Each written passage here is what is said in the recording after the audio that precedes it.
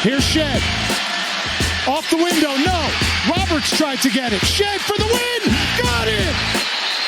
Jamal Shed plays the hero again. Back to pass. Donovan Smith.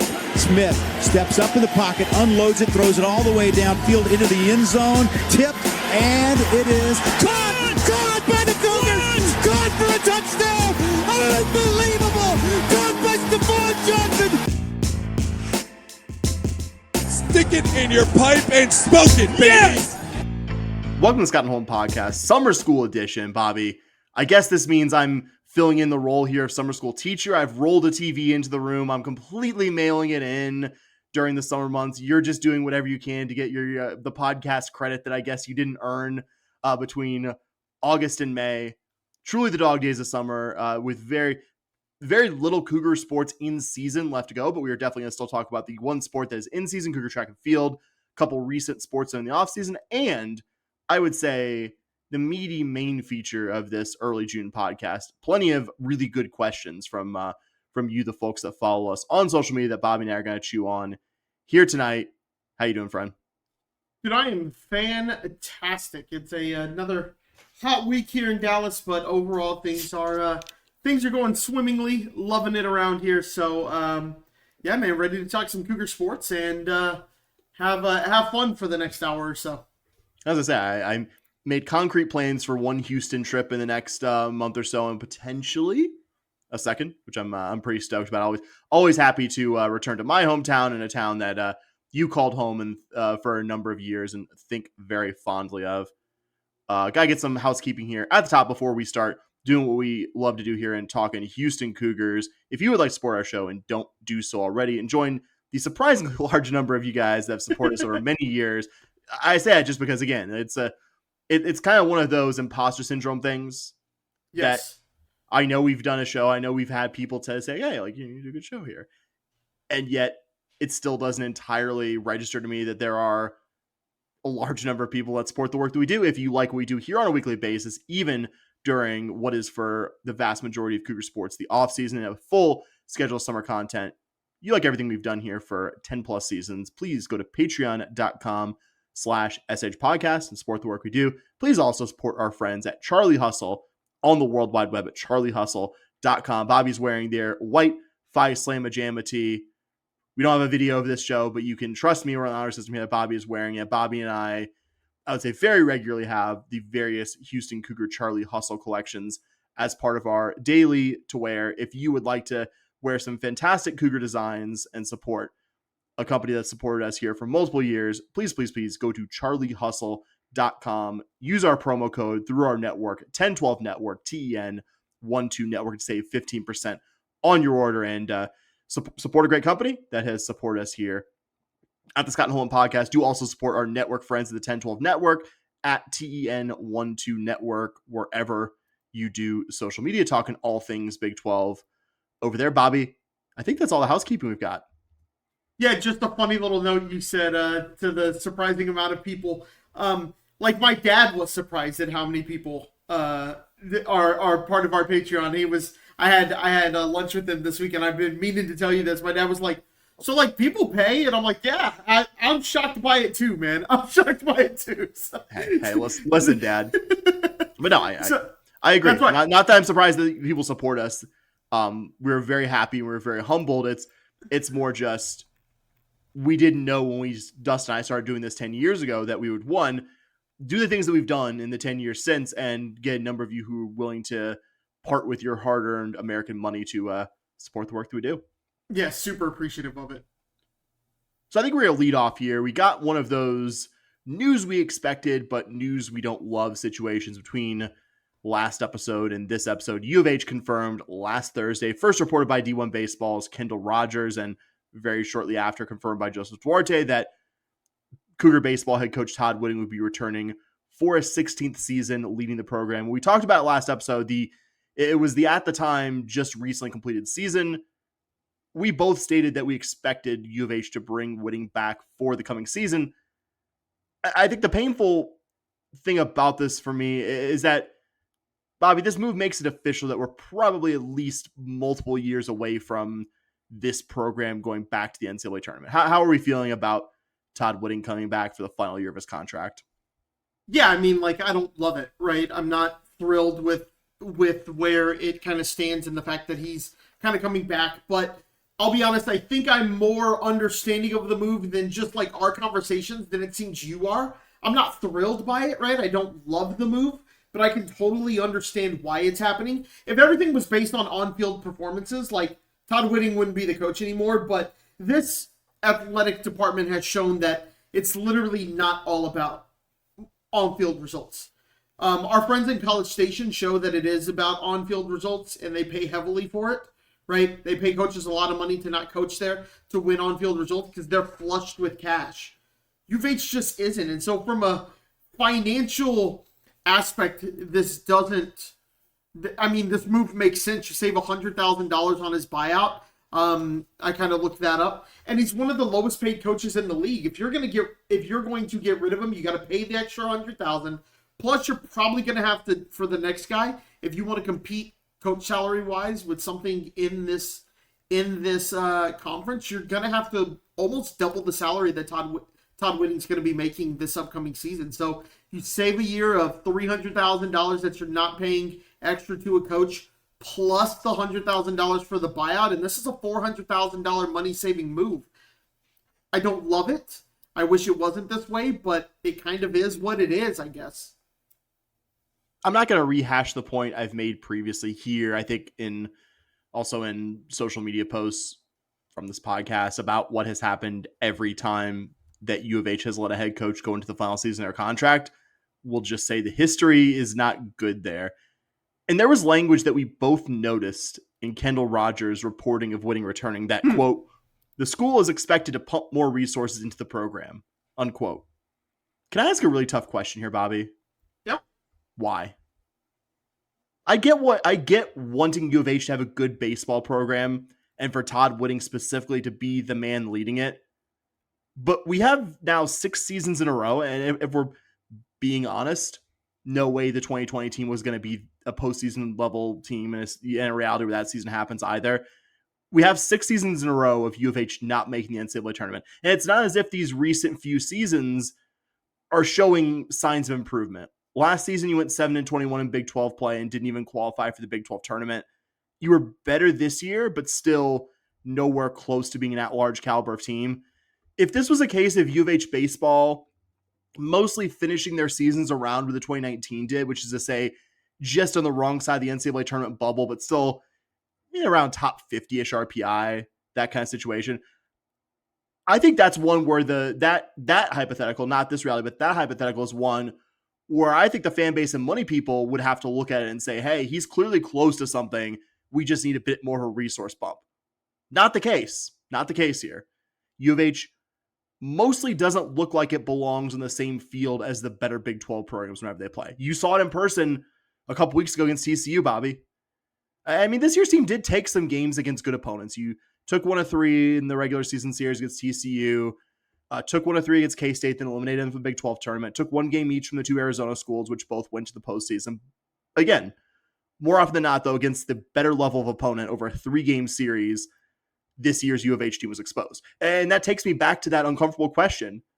Right now, if you're in U of H leadership or some level of U of H booster who has or currently gives to the baseball program, why would you support baseball over another program that has either proven they can win or compete at a high level, which there are several of in this athletic department, or are early enough in the sport head coach's tenure that you can be a part of the build there, which I think also describes most of the remaining programs here. Why would you go to baseball over one of those two situations? Why would you go to baseball? And I don't want to throw other programs out there because I don't want to make them a part of like making the negative case against Todd Whitting. But like, okay, like you have $200,000 burning a hole in your pocket, Bobby. Why is that money not going to like Kelvin Sampson in men's basketball or track and field or volleyball or or football instead under the Willie Fritz in his second year here? I think there's a couple of things here, right? I think why you would do it to baseball is you've always loved baseball, right? You've always loved the baseball team and the baseball atmosphere at U of H, or whatever you want to say, right? You've always been associated with that program. What's the So, baseball atmosphere right now? It's No, fucking I'm not- 500 people and us finishing below 500 like in the conference. right, Sorry, I know. Again, I'm not making the point that Sorry. like baseball, that we made the right move or anything like that. What I'm saying is, like, that's why you do it, right? You have a personal relationship with Whitting, you like Whitting, anything like that. So, I mean, I can understand that if you have the funds, you want to see the baseball team succeed. I mean, I would like to, if I had the money, yeah, would I rather give the money to the golf program or to volleyball or something like that? Yeah, I would. But if I'm a baseball guy, not just a U of H guy, if I'm like a UH baseball supporter, then like I understand it. I don't think the problem with this program is necessarily the money coming in. I don't think that's the problem, right? I think the problem is it's not a fun place to play. I mean, I went to the Monday or Tuesday night UT RGV game. There's 15 people not named parents there, right? If that. So it's not like a fun atmosphere anymore. But, you know, I would say some of my favorite moments as a U of H fan came in Cougar Baseball Stadium, or whatever we're calling it now, right? Shredder Park. Yeah. So, like, I totally understand that aspect of it. So that isn't anything that's a surprise to me, or that people are still going to donate. I don't think it's necessarily going to be this wonderful. I don't think it's going to be this giant change in the atmosphere or anything like that. I just think you made the money decision that you feel you have to make here. You made a very good point in your answer, by the way. Like, if it's not like a money thing, if it's not, you know, this program doesn't have enough money coming in, then what are we doing? What are we doing here? And again, it's not my money. Just to me, it seems like a bad investment, because U of H has had the resources, all privately raised money, or the vast majority privately raised money, as far as we know, to build a nice new team facility and other bells and whistles, stadium improvements, new scoreboard, all that jazz. And I'm not saying these things are related, but it almost seems as if the more nice bells and whistles the program gets, the more the on-field product declines. Like, I'm not even saying, like, this isn't like we need to be in Omaha every year, we need to be winning the Big 12. No. Man, give me a tournament every 2 or 3 seasons, and then in the off years be around top 50 or top 60, like, in the country. Maybe if you have a real bad break, hey, like, couple starters, starting pitchers who expect to get hurt, top 7. Have the bad seasons be very much the exception to rule, not what has been now, I think, regularly scheduled program for this program. Bobby, before we leave the topic entirely, can I tell you my somewhat crazy idea that I think U of H should absolutely try to do to get some people to potentially buy season tickets? Yeah, sure. I would let anyone who buys season tickets, whether they're a renewal or first time, if they commit to tickets for 2026, that they could lock in that price for the 27 and 28 seasons if they want, barring obviously, like, if you upgrade or downgrade or add, you know, like, if you want to get 2 season tickets, you can get them for the same price for this year and guaranteed for the following 2 seasons. I don't hate that idea. I don't know why you might not even do that if you're U of H. Besides the idea of, we don't do many things like that with any sport ever when it comes to tickets. Like, we just don't do anything like that for any sport, right? We don't do any kind of, there's nothing that we as an athletic, that the University of Houston athletic department does really for its season ticket holders that is exponentially special, I think, for non-high dollar donors, just from what I've heard from various people. I mean, this just would reward fans for giving the program money in a season where I think larger fan interest is going to be pretty low.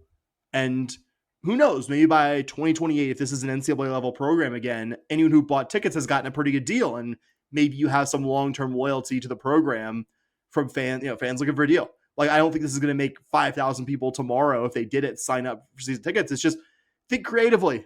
Think about a way to flog this product that God knows fan interest has been low on. Yeah, absolutely. And while we're on the subject of bat and ball sports, quickly worth noting that as of recording tonight, we're recording this on Tuesday, June 3rd, we do not have a new U of H softball head coach named, though I would say the fact that at least one of the widely acknowledged candidates is UT Austin assistant coach Steve Singleton, whose Longhorns are still playing in the Women's College World Series in OKC, kind of tips U of H's hand here.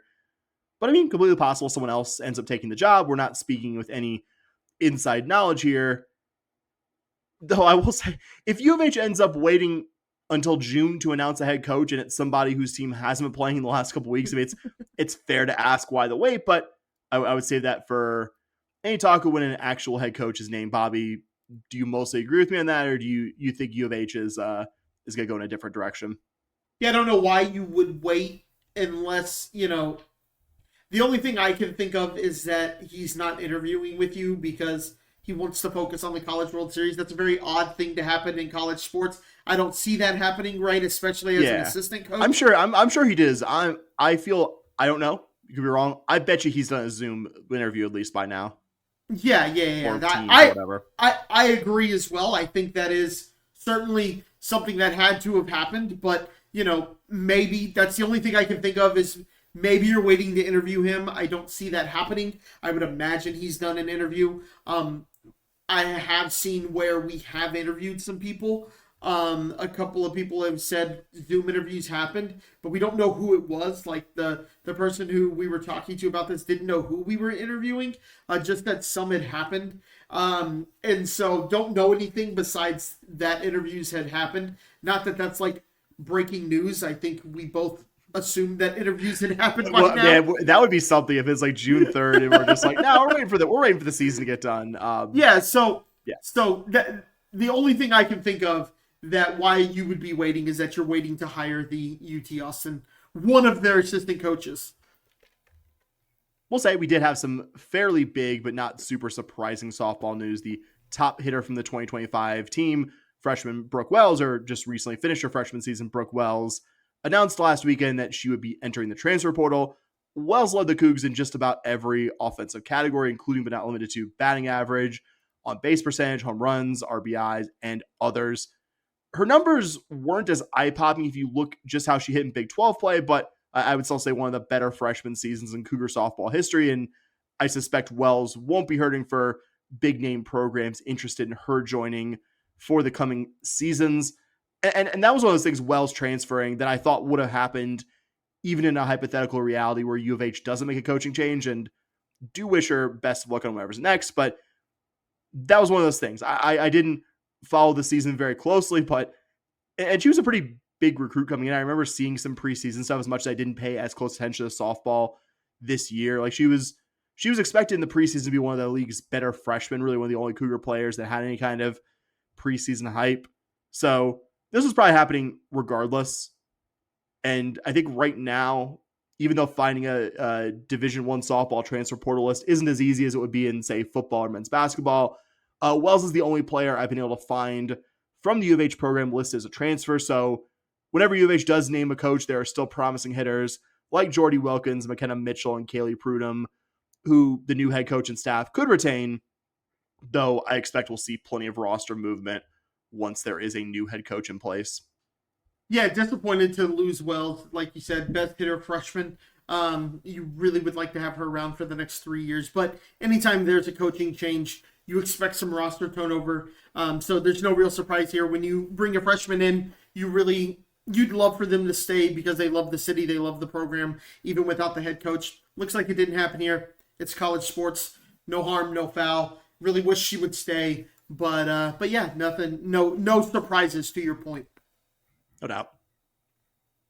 And as I mentioned at the top, we still have one Houston Cougar sports team in season. That is your track and field team, who just competed this past week at the NCAA West preliminary rounds in College Station last Wednesday through Saturday. Ultimately, 5 different Cougar athletes and or relays, all from the men's team, ended up qualifying from prelims to the outdoor championships. That'll be held in Eugene, Oregon later next week. The 4x4 relay that we mentioned earlier, when we actually, between the Big 12 outdoor championships and prelims that had 3 freshmen and Trey East III. They ran their best time of the season to finish second in their heat, finished 7th fastest overall. I thought this was cool. We talked about how they did at Big 12 Outdoors, and BYU and Arizona State were kind of the lead pack in that specific event. Cougs actually finished ahead of BYU, which I thought was really cool. A ton of Big 12 representation as well. 4 of the 8 fastest relays at West prelims or Big 12 programs. Baylor also qualified for Eugene with the 11th fastest time. It was a top 5 time in program history. And man, you got to be excited. I mean, obviously the season's not over. You want to see how this group competes at the biggest stage in collegiate track in Eugene, but future's got to be really bright with I know, and you're gonna lose a really good veteran guy who also qualified individually, who I'm gonna mention here in a bit, but that's got to be so exciting. You feel like you're so ahead of schedule there. Yeah, super exciting for that relay. Somebody that we kind of overlooked, not that we haven't talked much about. He wasn't at the East Regionals because he qualified for Nationals by winning the Big 12 West, championship. West, sorry, I said East, my bad. West is Grant Levesque in the decathlon. Super exciting that he's going to Eugene. He's a Big 12 champion. Like I said, we didn't mention him a ton heading into it, but excited. He's been a top 10 finisher in Nationals every year. And he went from 10th this freshman year to 9th last year. Maybe we could see him jump into the top 5 this year and then take that step next year. Super exciting to see what he's going to do out in Eugene as well. Yeah, multi-time Big 12 indoor heptathlon champion. Just finished second at Big 12 Outdoors because decathletes. I said decathlon. It's heptathlon. My bad. Yeah, he won he finished second, but he did finish second in the decathlon behind a guy from BYU at Outdoors, but is the 2-time defending indoor heptathlon champion. An extremely decorated athlete going back to his freshman season at Rice. He followed his coach, Drew Fucci, who's a great multis coach who was at Rice, who's now a Cougar track and field assistant coach. But which makes sense. Like a decathlon is a very intensive thing that you wouldn't make decathletes do. Compete at the conference championship meet, then compete again at prelims, and then compete again at Outdoors. So, understandably, they give those athletes a break. And so he went directly to Eugene. We'll also mention another Cougar veteran who's part of that 4x4 relay, Trey East III. He qualified individually in the 400 meter. This will be the first NCAA Outdoors that East competes at in his final college season. Not surprisingly, he had some representation in the 110 hurdles for the men as well. You had 4 athletes qualify to West prelims. Jamar Marshall Jr., who was your top guy, ended up being the top finisher in his heat. Ram ended up being the 3rd fastest time in College Station. Punched his ticket to Eugene that way. And John Adesola also qualified for Eugene with the 6th fastest time, finishing 2nd in his heat. And another athlete I think we expected we'd be talking about competing in Eugene is sophomore Andre Amita. He got the 2nd to last qualifying spot in the men's high jump, had a best clearance of 7 feet 1.5 inches. And I also double checked the prelims to be sure, East prelims to be sure that there wasn't a Big 12 athlete competing out there, but Mita will be the lone Big 12 athlete representing in Eugene in a week and some change. And you had some heartbreaking near misses as well. Like I think you qualified a good number of people, but man, I think I told you about it at the time, two different Cougar athletes / relays were in the last spot out. John Adesola, who's already going to Outdoors in the 110 hurdles. He was part of the men's 4x1 relay that was literally 1 spot off qualifying, and then competing in the 100 meter dash. He was 1 spot off qualifying there as well. 0.03 of a second, Bobby. That's brutal, man. That's brutal. Yeah. I have it written down in my notes. I was like, gosh, man. So yeah, it's tough to lose it by a spot, especially 3/100ths. That's rough, man. That is literally like a big toe away from going to nationals. And it's a sprinting event, so the margins are gonna be fine. It's gonna be hundreds, even in some rare cases, thousandths separating athletes from glory to just being on the wrong side of a cut line, or just being on the wrong side, being on the podium, or more points for your team, all that fun stuff. Like I think as you and I have gotten more into motorsport, which is something very different, but is also something decided by very fine margin. I think it's only made me appreciate more just like how subtle the difference is between like in a high level sprinting event being like 8th and last, and being on the podium or winning the whole damn thing. Yeah, it's crazy, man. It's crazy. That's what makes the Olympics such like an exciting thing. Every 4 years is literally almost everything is down to like a big toe from glory and bitter disappointment. I'm glad you mentioned the Olympics. I will say for not the first time making the case for you and anyone listening to watch NCAA Outdoors. I'm not somebody who watches 5 or 6 track meets per season. It's basically just like outdoors and clips of this and that and following along with the write-ups of meets. Like that's kind of how I follow track a little bit. NCAA Outdoors is an incredibly compelling watch, and there's a very high probability watching this, you're going to see a future Olympian. Mm-hmm. Like I went back and looked at the 2019 outdoor championship that co-host emeritus Dustin and I attended in person in Austin, and we ended up seeing multiple future Olympians. There's Grant Holloway, who's the 2024 Paris gold medalist in the 110 hurdles. He won that event, the 2019 Outdoors, which still stands to this day as the collegiate 110 hurdles record. Quincy Hall, who the Paris gold medalist in the 400 hurdles, he won that day in Austin as well, finishing just ahead of U of H's Amir Latin, who was in 3rd place in the finals that day. And also we got to see Swedish pole vaulter Mondo Duplantis, who's won the last 2 men's pole vault gold medals, actually finished 2nd at his lone outdoor championship to South Dakota's Chris Nielsen. And also, I want to mention also quickly, I meant to say this earlier, did kind of have a sad end to Kiela Dove's career as a Cougar. She was unable to compete in the women's shot put. We did notice before prelims that U of H did not have Dove among its athletes participating. We thought that might be an oversight at the time, but now probably something injury related, certainly something that was communicated internally. Yeah. Prior to that event, again, assumption, don't know why she didn't compete, but hopefully not anything serious, and hopefully she can keep competing at a level beyond college. Because I saw earlier this season she was in the USA Track and Field Championships, very high level thrower. So hopefully she's able to keep throwing at a high level and can potentially be in the Olympics picture for the coming 4 seasons. Yeah, definitely. You never like seeing somebody miss out on their last tournament because of injury or for any reason that it happened. Whatever, for whatever reason, you really hope that that's not the last time that she's able to compete. So you have a total of 6 athletes or relays going to outdoors, all from the men's team. I think considering that you graduated a ton of All-American podium level athletes off of the 2024 squad, I think this is a good representation for the program in Eugene, and definitely know in a week's time we'll be following along and seeing how the various Cougar athletes are faring out there.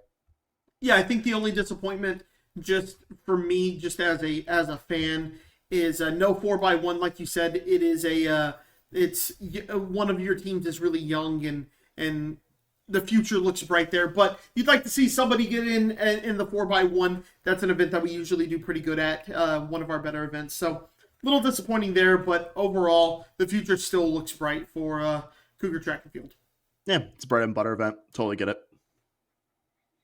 All right, so earlier today, I put out a call for U of H questions on the social channels, and it got a number of pretty good ones, which Bobby and I will kick around here now. It's kind of been a off-season summer episode tradition on the show.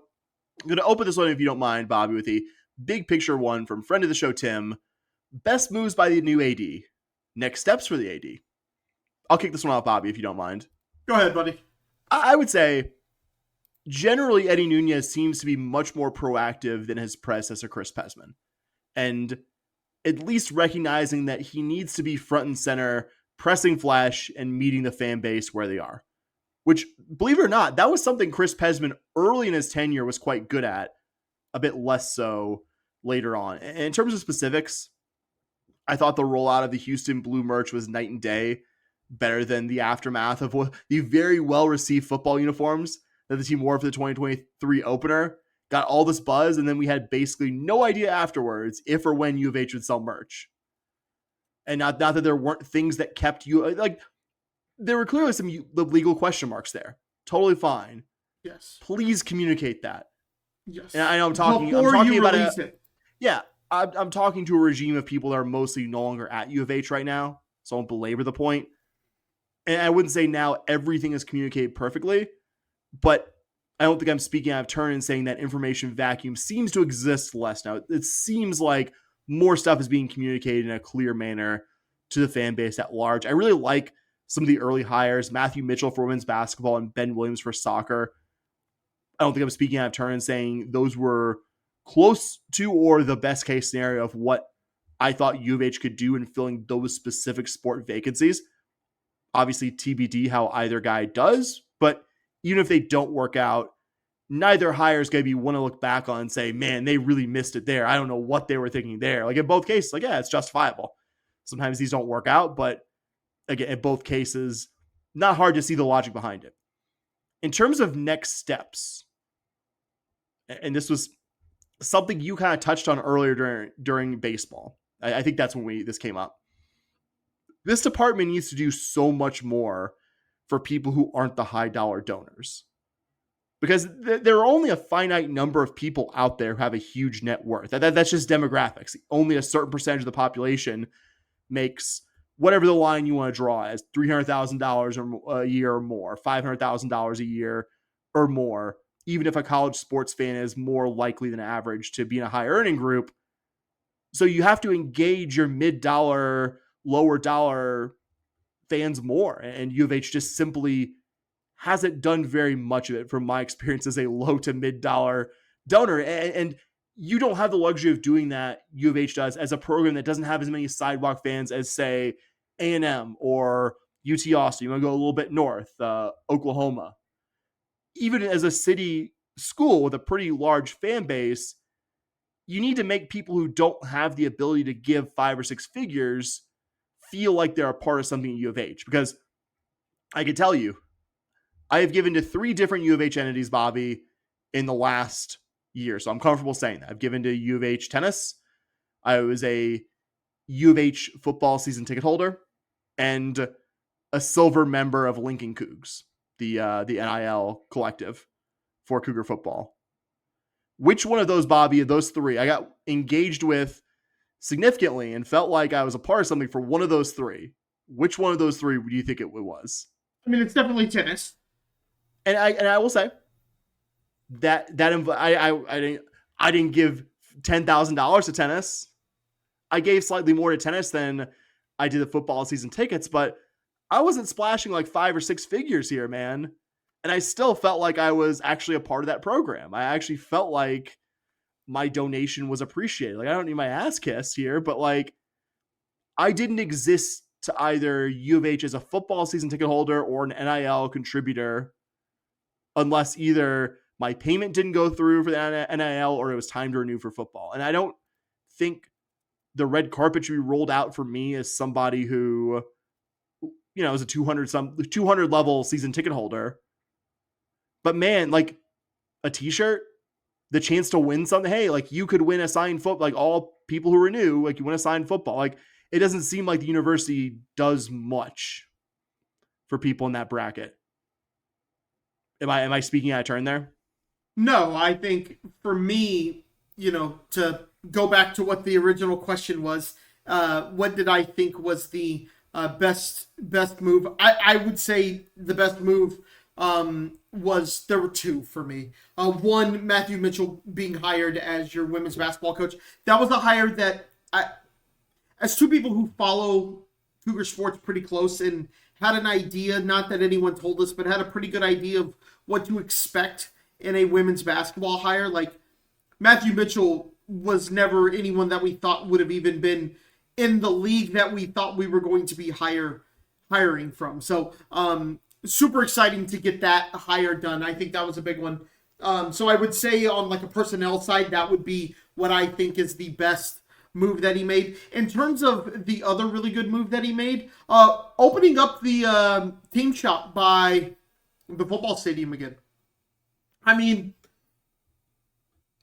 one of the jokes you and I have with each other is the university or the athletic department is really good at making it difficult for people to give them money. Like, it's so hard to spend your money at U of H. Like, to buy season tickets, you got to go through like 4 different entities. Remind me, by the way, the black shirt story. from the game you and I attended 4 years ago. Well, you could tell it, yeah. Yeah, I mean, it was the blackout game, and I think it was right before Halloween. It was the all-timer against SMU, the high point of the Dana Holger Center. I think no one would argue. Yes. And you and I were both in town. Sorry. Yep. And so I got there early. I wanted to get there early to walk around tailgate area, to go to the bookstore or somewhere to buy merch. I'm not somebody who loves non-red U of H merch. It's my old man yells at cloud thing. Now I have, obviously I'm wearing a white shirt right now supporting U of H. I have non-red items, but like, I was like, it's the blackout game. And I remember Holgerson had this like U of H black hat with a white cougar paw on it. Do you remember that hat? Yep. And everyone was like, and I was like, I want one of those. And I go to the bookstore. This is on a game day. It's open. No black merch. No black merch anywhere. So they advertise it as a blackout game, and then there's nowhere to buy black merchandise on campus. Like, what are we doing here? So then, but I think opening up the team shop, like, I went into it like the first game that he opened it. That was the game I went to. And it was so bare bones and everything. And like, I'm thinking it's going to be better this year. But the fact that like he had to make that move says a lot about where the athletic department is. And then like, it closed down because they needed to have like those food robots on campus. They needed to have like a hub there. And like, that was the solution. There had to have been somewhere else to do that. Just terrible moves by the last AD, and maybe because it was those food service robots, the AD didn't have any decision in it. That certainly could happen. But yeah, just a bad, great move by Nunez to open that back up. So I think from a personnel side, I think the Matthew Mitchell hire knocked it out of the park, better than we ever anticipated that hire would be. And then on a side of just game day experience, reopening the team shop, trying to get money flowing back into the athletic department. When you're an athletic department that says it's really hard for us to raise money and get money, doing that was a big thing. And then things in terms of what he could do better or what his next steps are, I think is what it was. It's just going to be continuing to build the momentum that I think the university is finally having. I think the athletic department has had a lot of momentum leading into the Big 12, and it kind of stalled out with some of our sports not doing very well. A lot of our sports not doing very well in the first year of the Big 12, which is to be expected. But it feels like the teams, I think most of the teams this year, not to say all, got better than they were last year in regards, even the baseball program we talked about. Were they great? No, but they still got better this year, right? I think a lot of our programs did that, or they're not the coaches here anymore. I think he's done a really good job of managing. He hasn't had to fire anybody out of contract, hasn't had to do any major buyouts, has shown a reluctance to do that, which I wish it was all about on-field performance, but it's not. And it seems like financially with the Matthew Mitchell hire, with some of the other things that we've seen from this university, that a little bit more money is flowing in. I think he did a great job with the partnership with Chevron, I want to say it was, for a lot of their work. I would love to see our NIL kind of go next level. I'm not a huge fan of the linking Cougs concept, just because like we don't own the platform. It's a platform that we like share with a bunch of other schools. You go to other schools' collectives. I'm going to put a call out right now. If there's anybody listening who works with linking Cougs, if you guys have like a tournament or something, there's no reason. Like, I think it's very odd that our NIL hasn't reached out to some of the bigger podcasts that U of H, that talk strictly U of H. I'm not trying to get any money for the pod or anything like that.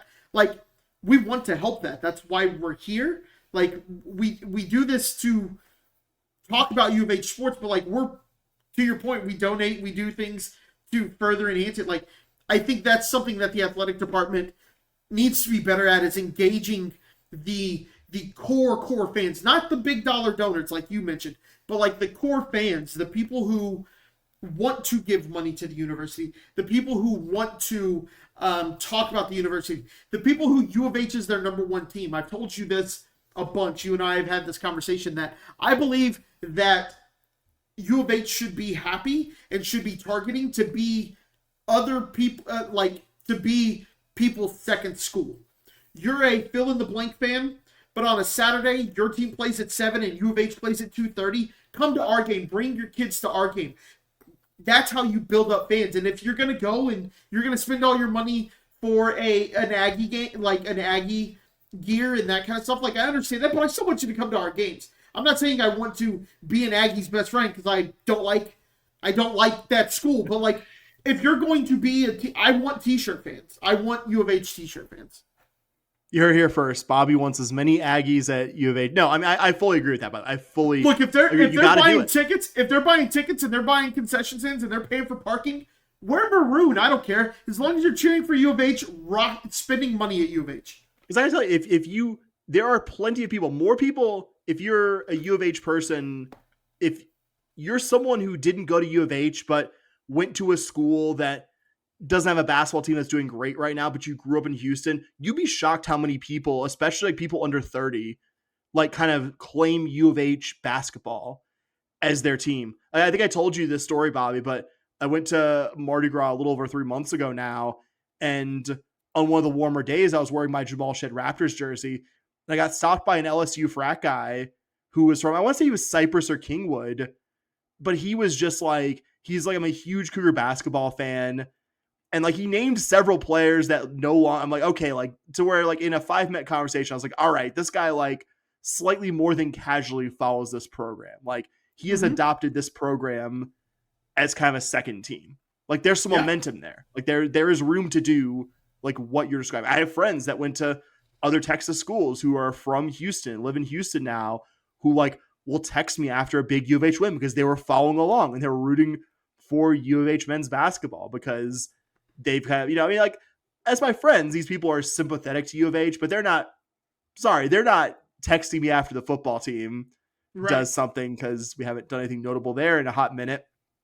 But men's basketball, it's there. And that I think is kind of your gateway. And as much as I led by making fun of what you said, I fully agree. Like that is something you need to explore. If you're someone who's trying to like make this a more profitable enterprise for the university. Yep.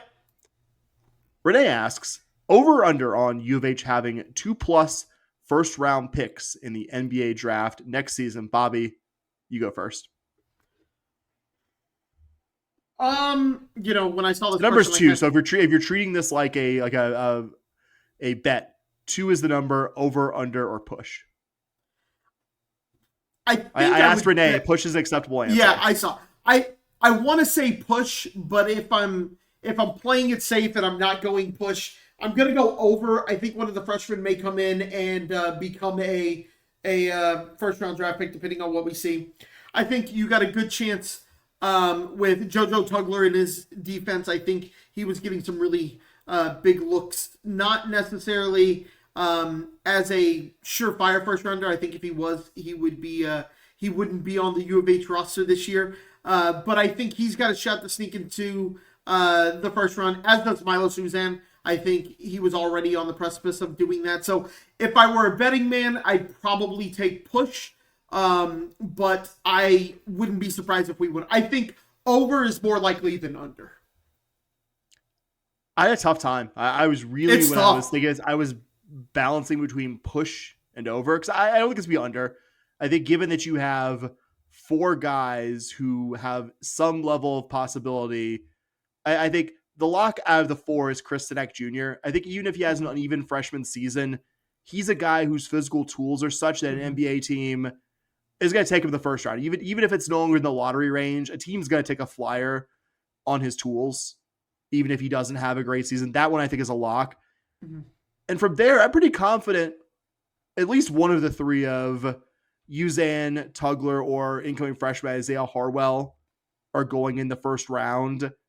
It's the multiple for me. Like, so I started, when I started answering this question, I said push, but I think you could get 2 of 3 in the top 30. I think 2 of 3 out of the Uzan, Tugler, Harwell trio are going to be first round picks. If it was like lottery picks, I would say Sinek's probably it, unless Harwell has a great season. But like from 15 and 30, I could absolutely see 2 of the 3 of Uzan, Tugler, and Harwell getting taken. So I'm going to say over as well. And I don't think it's an insanely unlikely scenario that U of H gets 3 within the first round. I think 4 might be pushing it a bit, but I'm going to say slightly over on that. Yeah, I agree. I think over is the most likely there. If I had to choose one. Okay, if it's at 2.5, where are you going? You going over? Yeah, because I think it's going to be 3. Yeah. Yep. All right. Co-host Emeritus Dustin asks on Blue Sky, by what season does Matthew Mitchell have U of H women's hoops back in the big dance? I'll take this one first. Acknowledging that there's a lot that we don't know about what the Cougar roster is going to look like in 3 to 4 seasons. I'm going to say Mitchell's 3rd season is the first one where U of H competes in the upper middle of the Big 12 standings. And then season 4 is going to be the one where the Cougars go dancing for the first time since the 2010-2011 season. I think short term, the goal for this coming season is just try and not be the absolute worst team in the Big 12, re-engage the fan base at large. Year 2 should be an improvement on year 1, maybe not finish in the bottom 3, and then year 3 and 4, us starting to see more clearly, I think, over this period, what the staff does in terms of roster building with a normal recruiting cycle, because right now, this is just the staff trying to field a full roster because they only had 3 players back from last season's team, and that requires getting almost double-digit new players onto the roster. And out of the 3 that you had back, only one of those 3, Kiara Merchant, actually has ever started any games to this program. So we'll say Merchant and LSU transfer Kateri Poole are intriguing players.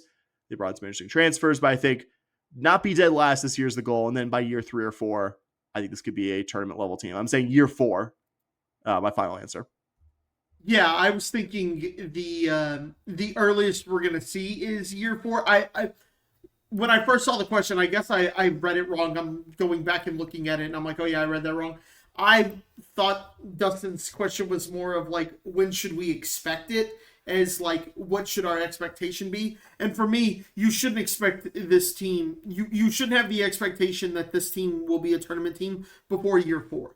I think if you are a tournament team in year 3, you are way ahead of schedule. I think this is a long-term rebuild. I think I've jokingly said this may not even be a year 0 situation. It kind of feels like a year 00, like a year -1 almost. Like it's a tough situation. You're in a good basketball conference. You're the worst team, and honestly, it felt like you were the worst team by a mile last year. Like you didn't even feel like you were close. You felt very lucky to have won the one Big 12 game that you won. Yeah, and that game you almost blew, right? Like you were up big and you almost blew it. Like it didn't feel, you don't feel like you're even remotely competitive. So yeah, year 4, I think is the first year that you can even be like, I think this is the year that it's going to happen. Fully agree. Fully agree.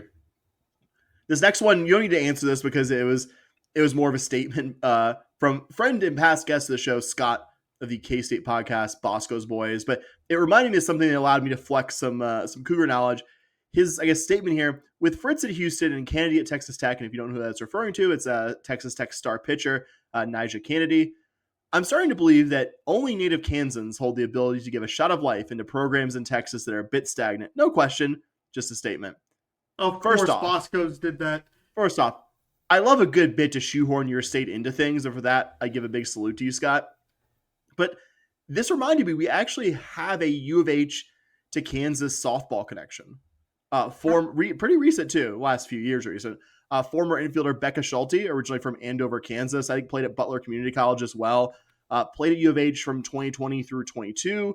Was a second-team all-conference selection in her final Cougar season. Managed that final season while also being the mother of a young child and being a standout softball student-athlete, which is one of the, I think, cooler U of H athlete stories of the past several years that I'd kind of forgotten. So just using this to give a big shout-out to Becca Schulte. But kind of related here. Friend of the show, Brad, asks, in light of Texas Tech's softball success, hypothetical question. You have $1 million to get one athlete this offseason. What U of H team are you adding to with that pick? You don't need to name a specific player. Simply, what sport or team would you want to see that investment?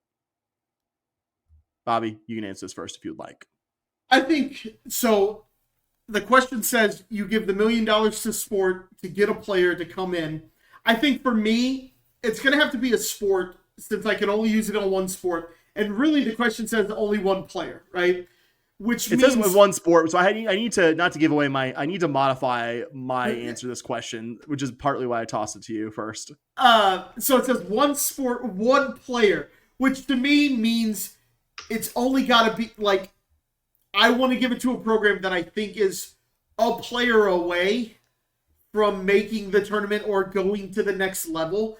And so for me, I think that answer comes down to one and one program only, and that's going to be Cougar volleyball. I think Cougar volleyball, if you if you gave them $1 million, and like $1 million for the basketball team, for the men's basketball team, doesn't go as far as $1 million does for a player in volleyball, right? So like, I got to kind of build some value here. A $1 million player for football isn't going to take us from like a possible 6-6 season to be 10-2 and a contender for the college football playoff. Like, that's not what $1 million player does in college football. But $1 million player in volleyball, you saw what it did in softball, right? If you go get and granted, the $1 million player in softball has pitched every single pitch for them in Supers and the Women's College World Series, so she's affecting every single game. But I feel like if you were able to have $1 million and you could go get the best player in college volleyball, you could get the best outside hitter or something like that could really affect player, the best libero or setter to really set everybody up. Like, I feel like you could really take it to the next level with a volleyball program. So $1 million to Cougar volleyball to go get one player. I think you could get probably one of the top 5 volleyball players in the country, and that would make a huge difference. You're right. That, as I know, he said not to name specific players, but you're going off that transfer from Purdue that you saw just absolutely wreck us in SMU early last season. I think just to like pat myself on the back real quick, I texted you and I said, that player for Purdue is the best volleyball player I've ever seen. And you Googled her and it was like, oh, she was a freshman. She was like freshman All-American, all Big Ten. And I was like, number one or very close to the number one recruit in her class. Like was a blue chip recruit by any definition. And I was like, call me a volleyball scout. All right, let's do this. As I say, shout out to you being able to identify one of the best players in the country. When you see her, takes a real talent scout to do that. Definitely not basic. No, but good pull by you, I guess. I think I would say, because okay, I'm gonna respect. I will just say this: if it was my $1 million, I would split it around, and I would split it around. But because the question is what one program, and as I say, and you might think I'm going to answer a certain way, and believe me, if it was, I would split it between the program you're thinking I'm going to answer this and others. But if I could only do it on one program, I think I would do men's basketball, because I do feel like that you saw, not to remind everyone of a very painful memory, we saw how close this team was to winning it all. Yeah. I'm not saying, I there's still a lot of money being thrown around in men's basketball, but I don't think $1 million collective would make a difference there, especially because I think our men's basketball program right now, like it's gonna sound crazy, Bobby. It's not gonna sound crazy to Bobby, but like there's a Nick Saban Alabama parallel, because not that Alabama players weren't getting paid well under Nick Saban once that NIL became a thing, they were, but Bama was getting guys for less than market rate because it's Nick Saban. There's a good chance if you're a high level player, like, you're going to develop into some level of professional playing for the Alabama program, certainly on the defensive side of the ball. If you play for Cougar men's basketball, there's a good chance you are going to hit the max of your college abilities playing for this program. And I think that's one of those things that the big money people around Cougar men's basketball need to think about long term, because I'm a huge believer in Kellen Sampson, but I don't think you're getting that discount once the big man decides to call it a career. Hopefully not soon, but you're probably spending less on NIL now than you will be. So assuming this is sometime in the future, I would say men's basketball, because I think we'll need it there. Not that it wasn't very tempting to say I'm going to throw $1 million at tennis and then book my tickets to the USTA Center in Orlando next summer next spring when we make the NCAA championships. Right. That was tempting, but I'm going to go men's basketball. So, related though to the program I just mentioned, our friend Philip at the 1012 Network asked, Thoughts on Katarina Adamovich in her first season? It's a two-parter. Other part of that, if you were Houston's AD, what are 3 questions you would ask softball coach candidates to determine who to hire? So I'll cover the tennis part of this. I obviously have softball questions as well, but I'll cover the tennis part of this. Challenging first season, but not a big surprise there. If I could redo our bold predictions episode, Bobby, I think I would have set the over-under on tennis Big 12 wins for the prediction at 2.5 instead of the 3 or 3.5, whatever I set it at, just because of how difficult the league is. And you weren't ever going to achieve the ceiling of whatever this last season's team was capable of with the injury issues you had, multiple games where you didn't have enough healthy players to field all the spots for Big 12 matches. But I think still plenty of obvious signs of progress. The Cougar players won 13 singles matches against Big 12 opponents this spring compared to 4 the entirety of the previous season. And your 5 returning players for the coming season had a combined singles record of 12-21 against Big 12 opponents. That might seem modest, but considering basically all of those athletes were either competing for the first time against Big 12 level players or were on a previous U of H team that was just completely uncompetitive, I would say that was a good first step. I mean, by the end of Big 12 play, 2 of your players, Valeria Kroatina and Sophie Schouten, both had 500 or better records against conference opponents. Eva Seppa, who spent most of the year kind of struggling playing on court 2, beat good opponents in 2 of her final 3 regular season matches. I think the key is going to be Lisa Morosova coming back healthy, because you really missed having her in Big 12 play, and then getting an immediate impact from the 2 transfers and just getting a lot better at doubles, where the Cougars really, really struggled this past season. I mean, that's going to improve if your team is healthier, but there needs to be improvement beyond just everyone being healthy during the coming season. But I would say the program's in a much better place infrastructure-wise than when Kat arrived, including having an indoor facility that the team can use to practice or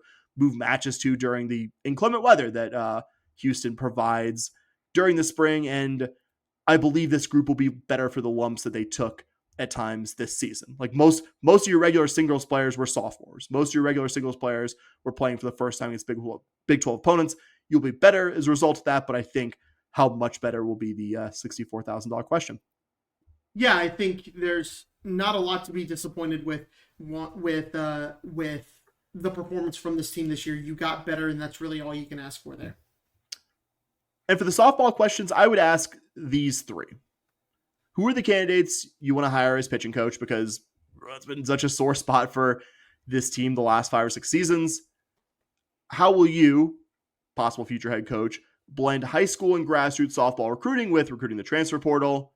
And what would you do in a situation where a star player on your team was behaving in a way that made their teammates uncomfortable? I think the first 2 are, important sports-specific questions, and the last one is a question that U of H should certainly be asking to avoid a repeat of the problems that plagued this program under its last head coach, who did not answer that question correctly through her actions. Yep. Yeah, I mean, those are 3 really good questions. I think I really like your last one in terms of addressing what does it look like in the team. I think pitching coach candidates, I think that's a good question. My only pushback on that would be like, does our AD really know who a good pitching coach candidate would be? So I don't really care if, like, I have to trust my coach to make that decision. So yes, I agree with you. Yeah, but like if he's like umming and ahhing, it's like, I don't know about this. Right. I think I have one that I would add to yours that's not in the general same build, right? I love your recruiting one. I have a recruiting one as well, just like what areas are you going to look to target recruiting wise in terms of like areas, in terms of what I mean by that is like, are you going to go Houston, Texas? What areas do you really want to? Not that I'm somebody who's like, oh, you need to recruit Houston, but like, do you see this being we're going to build the perimeter around things like that? Because that also helps with your recruiting budget and things like that. Another question I would ask is, how do you plan on fundraising? I think for our athletic department, that's going to be super important. So I have a question about that. But the one I really want to add is, what does this team look like to you? When you're building a team, do you want to be pitcher focused, hitter focused? What does your dream lineup look like per position? Like, what does a center fielder look like to you? Do you want somebody with a lot of speed, a slapper? Do you want a third base woman who hits for power? Like, I would just want to know, are you going to build this team around its hitting and then hope your pitching's good enough, like we kind of had with the last staff? Or or are you going to be somebody who wants to come in, focus on pitching, and win games 2-1? I'd kind of want to know that. But I think that would be my question. The next one would be, how are you going to help fundraise for this program? What does fundraising look like? Are you excited to fundraise? How active are you going to be in the fundraising? Or are you going to put that off on a lot of your staff, things like that? What kind of just things along those lines? What does NIL look like to you? Are you somebody who believes in paying a couple of players a lot of money, or are you somebody who really wants to spread the wealth throughout? Which is also going to be unique with the new house settlement. With the house settlement, right? People are kind of talking about the house settlement like you're gonna organize it like an NFL roster, right? But also you're gonna have to decide, what does NIL look like under that house settlement. People are saying that it could look more like what we thought NIL would look like when it started, of people, players doing funny commercials for their local air conditioning company. We saw some commercials from Star Pizza. Shout out Star Pizza for Star Pizza for that. Like, not that Star Pizza is a paid advertiser here, but we do love Star Pizza here because they support the Cougs. But we saw a couple of commercials from them that were kind of funny and involved the players. We had on a couple of players for interviews that were part of an NIL deal. Is it going to be more stuff like that? So just kind of asking the coach in general, what does the money of this program look like to you, and how are you going to handle it? Yeah, I like that. I think the fundraising part is very, very important. I wish I'd considered that in my answer as well. If I could, I'd trade maybe one of the two softball questions out for that one, because that's very important. Like, you were assuming, and it's just an assumption at this point, that it's the UT assistant, Steve Singleton, that's going to be taking this job once their season ends in OKC as champions or otherwise. But you're not working with UT softball level money here. Yeah, how are you gonna make this ship sail to hopefully an NCAA tournament? And to the point there, right? Like, if you're working with him, he's never been a softball pitcher, right? So he's gonna need to bring in a good pitching coach. Like, you want to see. Ooh, Sam's pitching coach questions look so stupid now, doesn't it? Well, I don't know if I'd ask him which candidates he's gonna bring in, but yeah, no, I'm with you. But like, yeah, if you're gonna bring somebody like that in who hasn't pitched at the college level, right? It's the same with like football coaches. If you're a defensive minded coach, a lot of times he'll run the defense and he'll have a DC that kind of has the same insight as him. But the offensive coordinator, you got to make sure your OC is really, really good. You saw that with Saban a lot. You brought Saban up. He brought in Lane Kiffin, and that kind of modernized his offense and kind of kept him around 5, 6, 7 more years as one of the top coaches in the country, because he brought in the right offensive mind for that program for that time. So like, you are going to want to see who are you bringing in on the staff. So yes, your pitching coach question was a good question, Sam. There, you feel better? I would say extremely better. No, but like far down the list of things that I found deeply troubling about the softball program in the last year. Like, it's one of those things that, like, this specific grievance about it feels kind of small compared to like what we found out about the program, but it was pretty obvious. Like, the last head coach was a high level former college hitter, and just could not, once the two really good pitchers, that was Savannah Huebner and Presley Bell, graduated after the 2019 season, you just didn't have an answer for it. And certainly, as we learned unpleasant things about the program, it was a pretty consistent picture about the pitchers, that this head coach still meddled in that, despite not ever having plied her trade as a pitcher or pitching coach. So obviously you need to avoid that specific pitfall as well. Last but not least, because that's a good question, but it's a good one to end on, kind of a rapid fire one from our friend Yahoo Coug 90 on Blue Sky. He asks, which sport makes the postseason first? Baseball, softball, or soccer? I realize 50-something minutes ago, I talked about how I don't think this program is going to be going back to the tournament anytime soon. It makes me very sad. I'm still picking baseball out of that list. That's because my I think answer too. not that soccer under Ben Williams, a guy who was a part of the biggest turnaround in the country last season at SFA in a soccer league, by the way, where like I know the top end of Big 12 soccer is quite good. It's a pretty soft middle. Like you don't have to be that much better to be like a middle of the pack Big 12 team. Acknowledging there's room for immediate improvement there, and I like Ben Williams. Softball, I think it's still a tough league. I think that's going to be a multi-year deal to get back to being not the worst team in the league. I think baseball is a sport with the most ability to like catch fire in a postseason tournament. I mean, you can see it next year, Bobby. Like, let's say next year's team is let's say they do better than I expect, but there's something kind of like this year's team, somewhere between like 12 and 14 wins in Big 12 play, just under 500, but on the right side of qualifying for the Big 12 tournament. You see far more often in baseball a team like that make a postseason run out of the blue than you do, I think, in softball or soccer, where I think it's pretty stratified who the postseason level teams are. So I'm going to say baseball, even though my short-term outlook on baseball isn't the most positive, just because I think it's the most volatile sport and the one most likely to have a team catch fire in the conference postseason and steal a bid that way.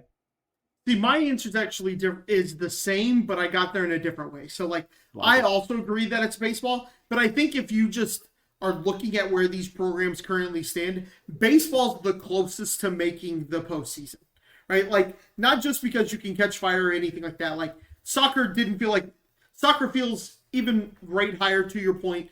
Soccer feels 3-4 years away. Softball feels 3-4 years away. Baseball, I don't think it's happening next year, but a new coach could come in. You could turn that around pretty quickly. There's a lot of baseball programs out there. There's a lot of baseball players out there. And I feel like you can make a transfer portal impact and rebuild a roster with a new coach faster in baseball than you can in soccer. Like soccer, I think is probably the furthest way, just because you can't have like 3 individuals come in and completely change your outlook, because everyone's on the field at the same time and you can kind of defend the 3 players or different things like that. Softball is so dependent on pitching. Like if you can get a good pitcher in here to transfer, it could be softball. But at the end of it, baseball just feels like you could get 3 guys in here. You get a top-notch start, a guy who comes in is a top-notch starter, and then you get 2 field players who come in and they can absolutely rake.